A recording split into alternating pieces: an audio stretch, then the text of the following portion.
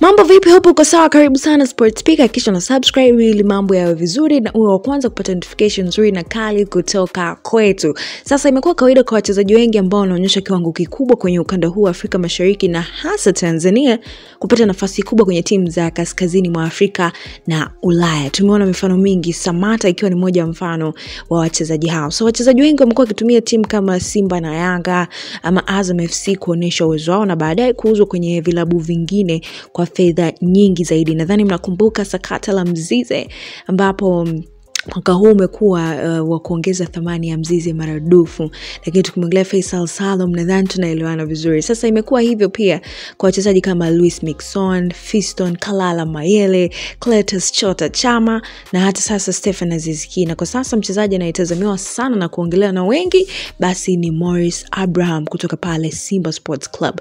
Licha ya kwamba mwaka 2021 kama unakumbuka alipata nafasi ya kucheza ligi ya Serbia kwenye kikosi cha RFK Novi Sad kwa mkopo akitokea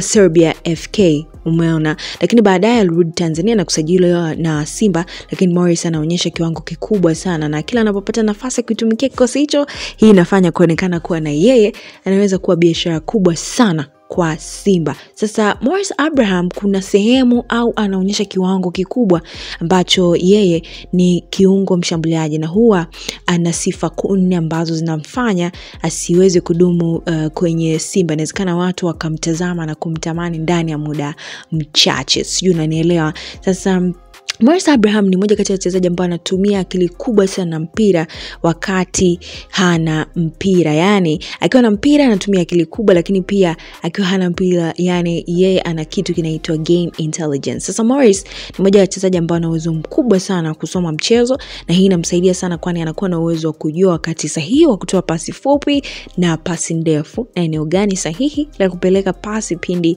akiwa na mpira. Hii ni moja kati ya sifa ambayo Morris inambeba na inamfanya kuwa na uwezo wa kutoa pasi sahihi nyingi zaidi akiwa uwanjani, lakini pia ana uwezo mkubwa sana kupiga pasi. Ukimwangalia Morris uwanjani utajua kwamba ana uwezo mkubwa wa kuchezesha timu kwa kupiga through balls ama kwa wakati mwingine kwa kutumia switch of play, na hii inamfanya kuwa mchezaji hatari zaidi akiwa na mpira uwanjani. Na hata wakati yupo Serbia, licha ya uchache wa mechi alizocheza, lakini alikuwa na uwezo mkubwa sana kutoa assist au pre-assist kwenye dakika anazozipata. Tukiongelea working rate ambayo tunaweza kusema ni kitu cha 3 kutoka kwa Morris Abraham, basi tutajua kwamba hiki ni kitu ambacho wakati Serbia alipewa sifa sana ya kwamba ana uwezo mkubwa sana wa kufanya pressing bila kuchoka kwa haraka. Lakini pia mmoja kati ya wachezaji ambao uwezo wake mkubwa wa kuvuja jasho kwa kasi kubwa uwanjani, anafanya kazi kubwa sana na hii inatokana na bidii kubwa ambayo ameiweka kwenye mazoezi. Nimekuwa nikiangalia training nyingi za Simba na unaweza ukaona namna ambavyo anajituma, anapiga mwingi.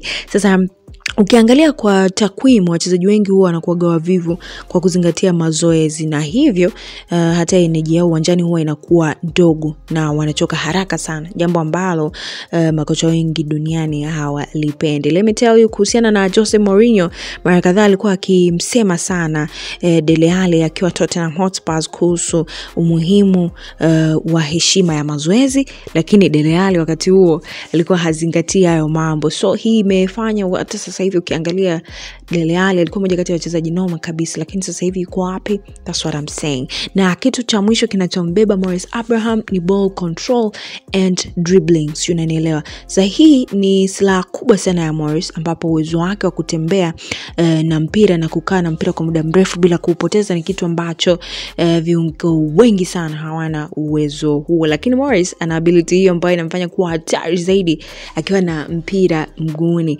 Kama inaonekana, nadhani wengi wamekuwa wakiona namna ambavyo akifanya kwenye mechi nyingi. Sasa ukiangalia sifa hizi 4 zinamfanya Morris aweze kuwa mmoja kati ya nyota ambao wanatabiriwa makubwa zaidi kutokea. Lakini sasa pia kuna uzoefu alionao kutoka Serbia unamuongezea thamani zaidi ya kuwa ni mchezaji mmoja ambaye Simba haitodumu naye, kwa sababu timu nyingi zinaweza kuja na kuhitaji huduma yake, kwa sababu hata umri wake pia ni mdogo, bado ana muda mwingi wa kufanya vingi uwanjani. Mpira unamdai, umri unamdai, kila kitu kinamdai. So Morris Abraham inawezekana sky sana Simba kama ambavyo wengi wanatarajia. So hakikisha subscribe ili mambo ya mazuri kabisa.